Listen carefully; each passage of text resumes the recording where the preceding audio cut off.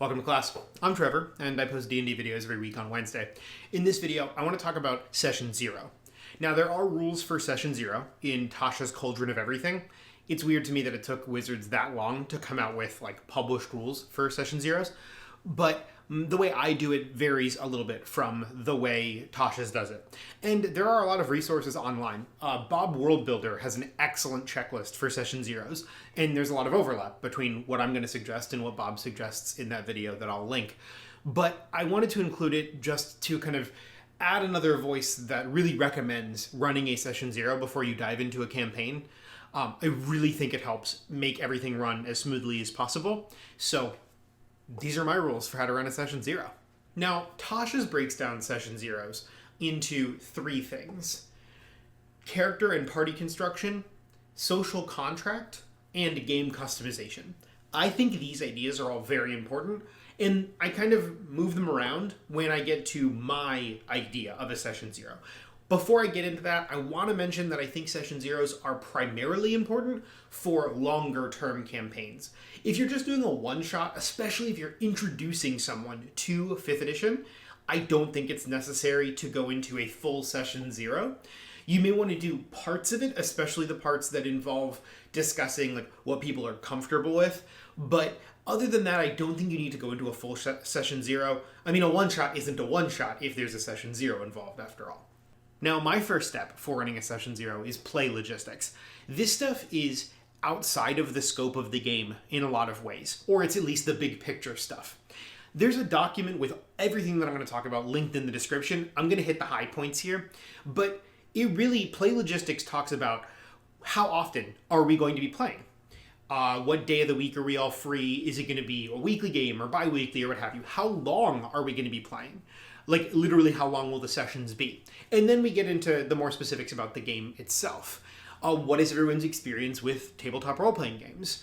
When it comes to tabletop role-playing games, what do we generally prefer? Now, what I mean by that is, what genre do we prefer? How much humor do we want in our games? I know my table is very humorous. That's what we enjoy about playing RPGs. We're not the type to take things very, very seriously.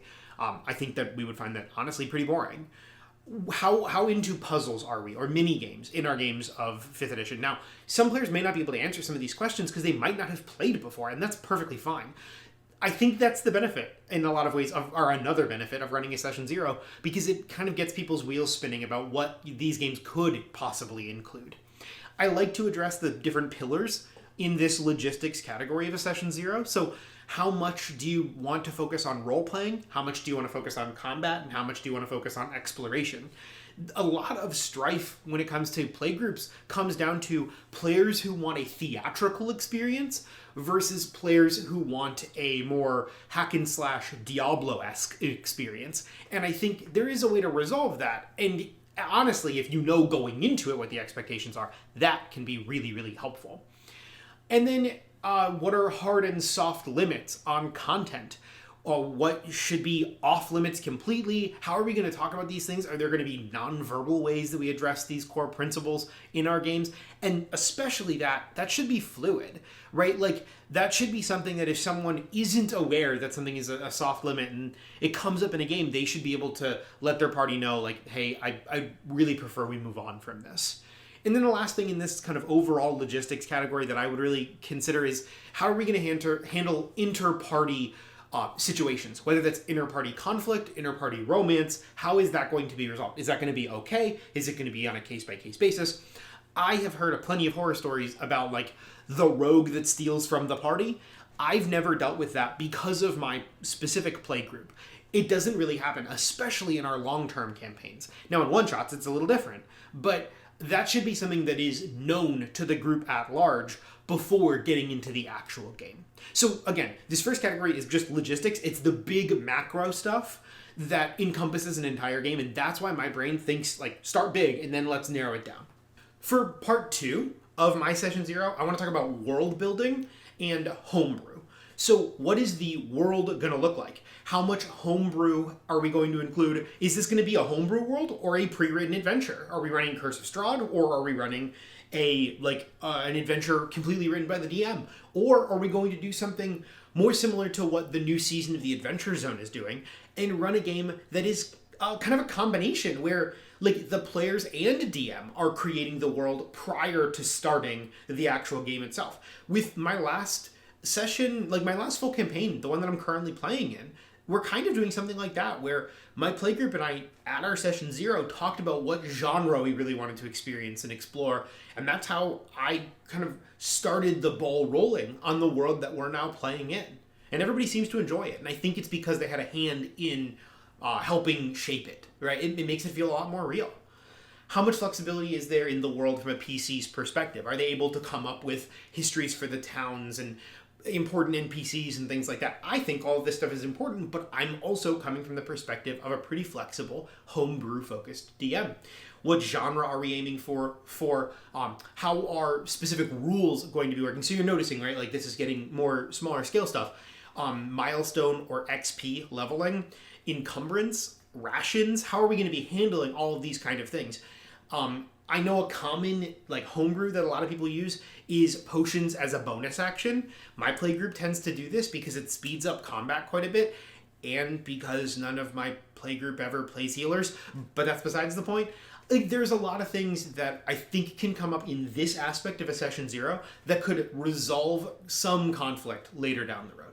And the last part 3 of my session 0 is party composition and character creation. Are we going to go for a balanced party, or is it going to be anything goes? Is it okay if after the dust settles, we're all playing gnomish barbarians and we're just a roaming barbarian horde? Is that cool, or do we want to have more of a like raid style balanced party? How do the characters know each other? Is there a relationship between any of the characters? Were some of them friends or enemies? Is there any kind of backstory? I love doing this as a DM. It's a blessing, I think, to DMs when players or when PCs know each other. And I think that a session 0 is a good time to address this. What is their reason for adventuring? I think this is vital. And it's a good time to come up with it at a session 0. You're fleshing out your idea for a character.